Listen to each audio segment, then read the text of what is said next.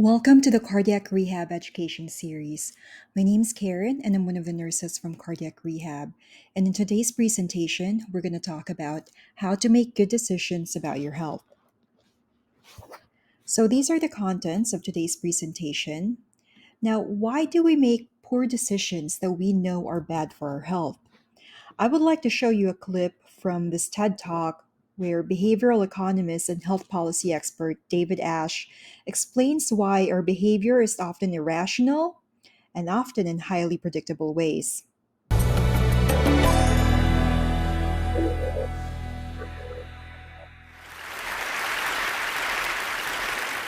It's April of 2007, and John Corzine, the governor of New Jersey, is in this horrific car accident.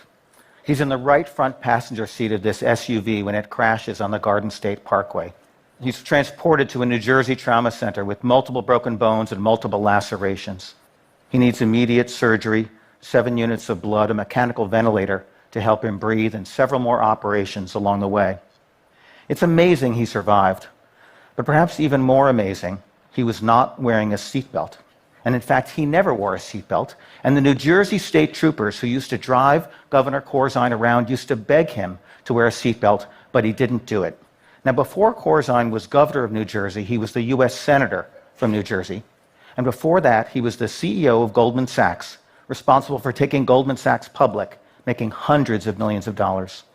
Now, no matter what you think of John Corzine politically or how he made his money, nobody would say that he was stupid, but there he was, an unrestrained passenger in a car accident at a time when every American knows that seatbelts save lives. This single story reflects a fundamental weakness in our approach to improving health behavior. Nearly everything we tell doctors and everything we tell patients is based on the idea that we behave rationally. If you give me information, I will process that information in my head, and my behavior will change as a result. Do you think John Corzine didn't know that seatbelts save lives? Do you think he just didn't get the memo? John Corzine did not have a knowledge deficit. He had a behavior deficit. It's not that he didn't know better. He knew better. It's that he didn't do better. Instead, I think the mind is a high resistance pathway. Changing someone's mind with information is hard enough. Changing their behavior with information is harder still. The only way we're going to make substantial improvements in health and healthcare is to make substantial improvements in the behavior of health and healthcare. If you hit my patellar tendon with a reflex hammer, my leg is going to jerk forward, and it's going to jerk forward a lot faster and a lot more predictably than if I had to think about it myself. It's a reflex. We need to look for the equivalent behavioral reflexes and hitch our healthcare wagon to those.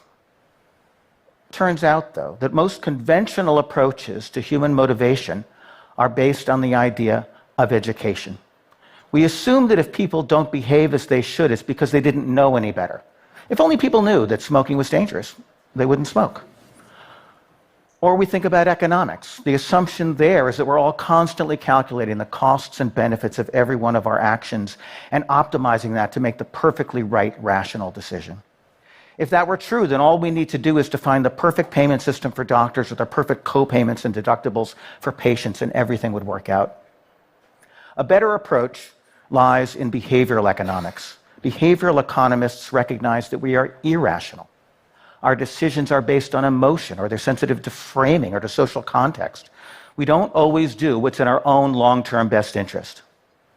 But the key contribution of behavioral economics is not in recognizing that we are irrational. It's recognizing that we are irrational in highly predictable ways. In fact, it's the predictability of our psychological foibles that allows us to design strategies to overcome them.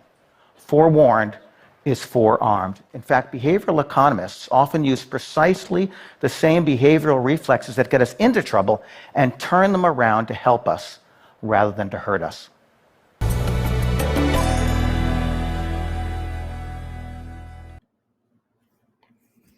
I hope you found that video to be engaging and insightful. Now, research has shown that the typical person makes about 2,000 decisions every waking hour. Most decisions are minor, and we make them instinctively or automatically, like what to wear to work in the morning or whether to eat lunch now or maybe in 10 minutes. But many of the decisions that we make throughout the day take real thought and have serious consequences.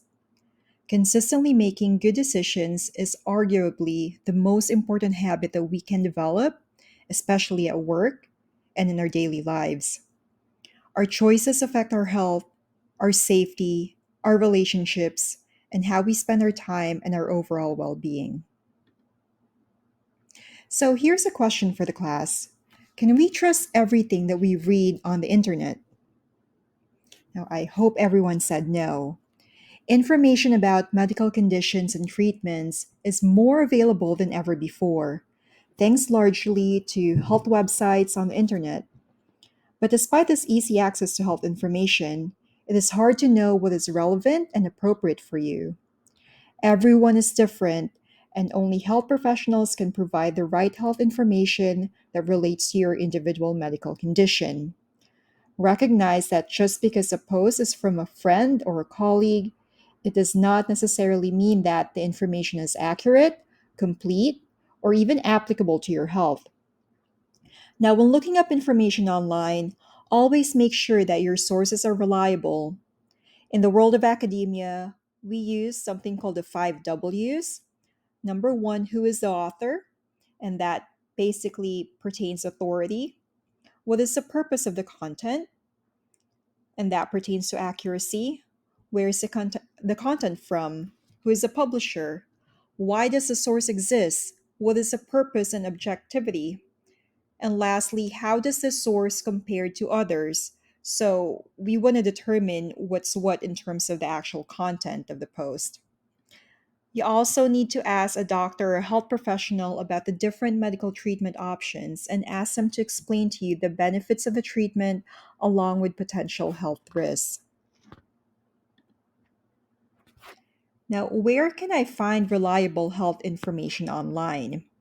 The National Institute of Health website, it's a very good place to start for reliable health information. The CDC or Centers for Disease Control and Prevention website is another one. As a rule, health websites sponsored by the federal government agencies are accurate sources of information, and you can reach all federal websites by visiting www.usa.gov.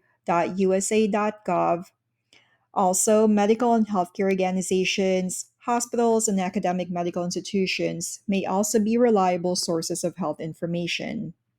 Now, sometimes the website address called a URL, it's helpful for identifying the type of agency or organization that owns the site.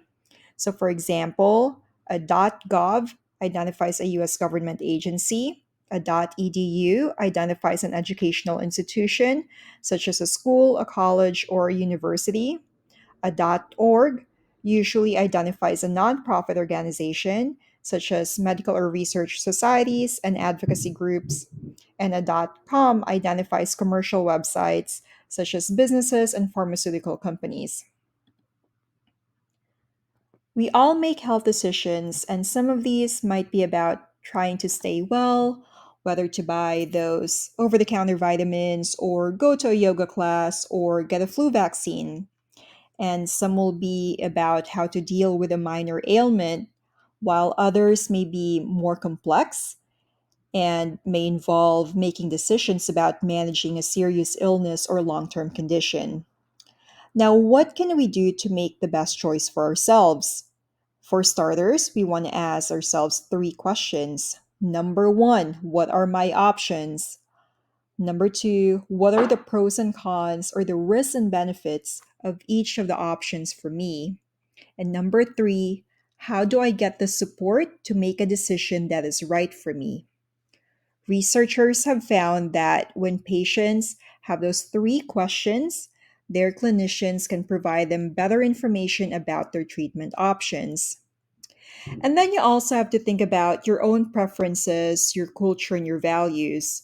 So think about what do you want and what is important to you. Also, what if you do nothing? What are the consequences of not making any treatment choices?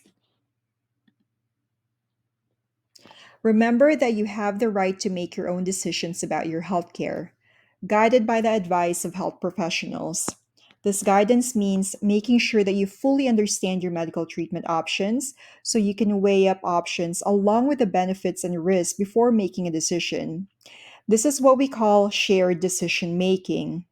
This ensures that you and your doctor are making treatment and healthcare decisions together. This process empowers you to make decisions that are right for you. And as we mentioned in the previous slide, we want to incorporate your own values and preferences into the shared decision making process. And that is the end of the presentation. These are my references. Thank you so much for listening. If you have any questions, don't hesitate to come up to me or any of the staff in cardiac rehab. Thank you so much and have a good day.